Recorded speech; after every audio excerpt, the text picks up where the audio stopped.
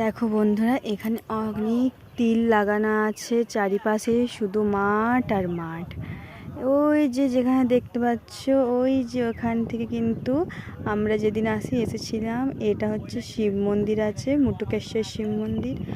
আর ওই যে দূরে দেখতে পাচ্ছ, ওই রোডের ওখানে ওই যে গাছ আঙুলটা যেখানে যাচ্ছে, ওইটা কিন্তু মেন রোড, যেটা কিন্তু অনেকটাই দূর। আর এই যে দেখো, পুরো গ্রাম্য পরিবেশ। একটা মাঠ, সবজির থেকে আরম্ভ করে এমন কিছু নেই যে এখানে হয় না। আর এত গরম কি বলবো, এদিকে এত গাছপালা থাকা সত্ত্বেও যদি এত গরম হয়, তো ইন্ডাস্ট্রি এরিয়াতে কতটা গরম হবে। এটা হচ্ছে পুরো গ্রামটা, এখানে সবাই বসে আছে। আর এই যে দেখতে পাচ্ছ, এরকম গ্রামটা সত্যিই ভালো, কিন্তু প্রচণ্ড গরম এখানে, বরং চারিদিকে গরম। আর পুরো গ্রাম দেখতেই পারছো, পুরো এখান থেকে শুরু গ্রামটা। ট্রাক্টর আসছে একটা। আর আরেকটা জিনিস তোমাদেরকে আমি দেখাচ্ছি, যে ওখানে মেসোমশাই দেখতে পাচ্ছি, এখানে অর্ণা ওর বাবার সাথে যাচ্ছে ওখানে বসতে। কীরকম এখানকার ওয়েদার, পরিবেশ পুরোটাই দেখাচ্ছি।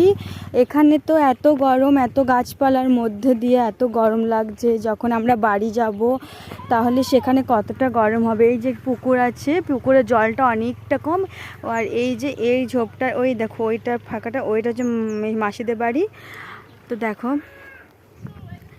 এখানে অর্ণাকে নিয়ে এখন যাচ্ছি। ওখানে আমার একটা সেজো মেসো শ্বশুর, মেসোমশাই বসে আছে। কোথায় গরমের জন্য মানুষ কোথায় এসে বসছে।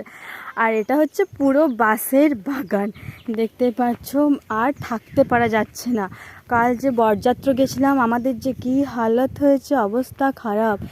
বাপরে বাপ, এত গরম যে কোনো ফটো ভিডিও তো দূরের কথা, খাওয়া দাওয়া সব বন্ধ। এত কষ্ট চাই। মেসোমশাই এই তো বসে আছে এখানে।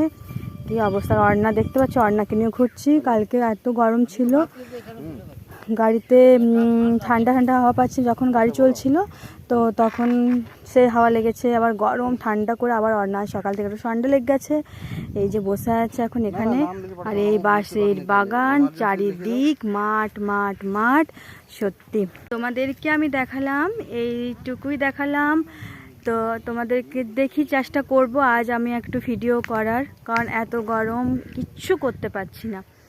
তো তোমাদেরকে আজ বিকালে কুমড়ো ক্ষেত দেখাবার ইচ্ছা আছে। এত কুমড়ো এখানে নষ্ট হয়েছে, ধারণা করতে পারবে না। প্রচুর কুইন্টাল কুইন্টাল কুমড়ো এখানে রাখা আছে, সব পচে গেছে। গরুতে খাচ্ছে, গরুতে খেয়েও শেষ করতে পারছে না।